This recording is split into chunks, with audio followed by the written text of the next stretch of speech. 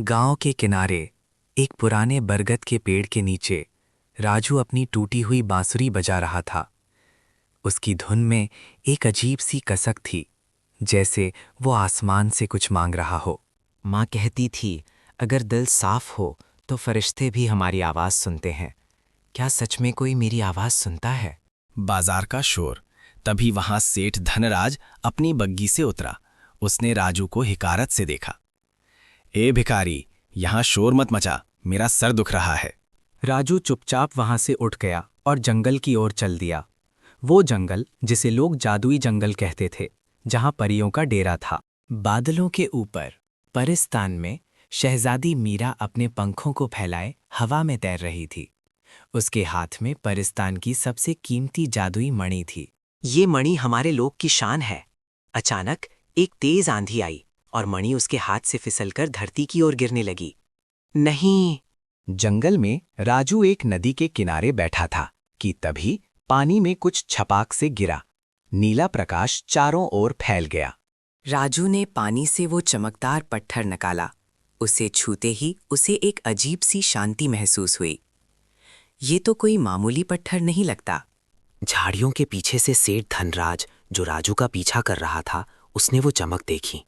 फुसफुसाते हुए, खजाना, ये तो बेशकीमती लगता है। धनराज बाहर निकला। धनराज, अरे राजू बेटा, ला ये पत्थर मुझे दे दे। ये तेरे काम का नहीं। इसके बदले मैं तुझे सोने के सिक्के दूंगा। नहीं सेठ जी, ये मेरा नहीं है। मुझे लगता है ये किसी की अमानत है। मैं इसे नहीं बेच सकता। राजू की ईमानदारी उसकी आंखों में चमक रही थी। धनराज का चेहरा गुस्से से लाल हो गया। उसने राजू को पकड़ने की कोशिश की। राजू फुर्ती से जंगल के और गहरे हिस्से में भाग गया। आसमान से शहजादी मीरा धरती पर उतरी। उसके पंख मुरझाए हुए लग रहे थे, क्योंकि मणि उससे दूर थी। वो बहुत उदास थी।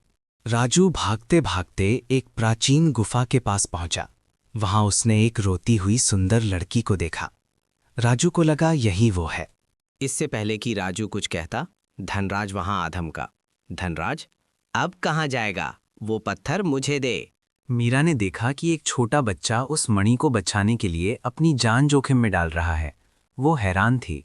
हा हा हा, अब मैं दुनिया का सबसे अमीर आदमी बनूंगा। लेकिन तभी मणि ने लाल रंग की आग जैसी चमक छोड़ी। धनराज का हाथ जलने लगा। ये क्या है? उसने मणि फेंक दी। मणि सीधा राजू के पास गिरी। राजू ने उसे उठाया, लेकिन इस बार मणि ने उसे नहीं जलाया, बल्कि शीतल नीली रोशनी दी। राजू धीरे से मीरा के पास गया। दीदी, शायद ये आपका है। इसे लेते ही आप रोना बंद कर देंगी ना?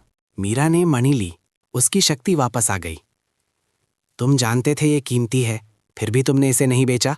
तुम्हें क्या चाहिए? राजू ने मुस्कुराते हुए अपनी टूटी बांसुरी दिखाई। बस कोई मेरी धुन सुन ले और खुश हो जाए, मुझे और कुछ नहीं चाहिए। जादुई संगीत। मीरा की आंखों में आंसू आ गए। उसने अपनी छड़ी घुमाई।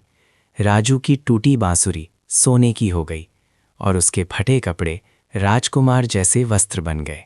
तुमने आज परिस्तान की शहजादी का दिल जीत लिया। राजू ने बांसुरी बजाई और पूरा जंगल झूम उठा। सीख, निस्वार्थ सेवा ही सबसे बड़ा धन है।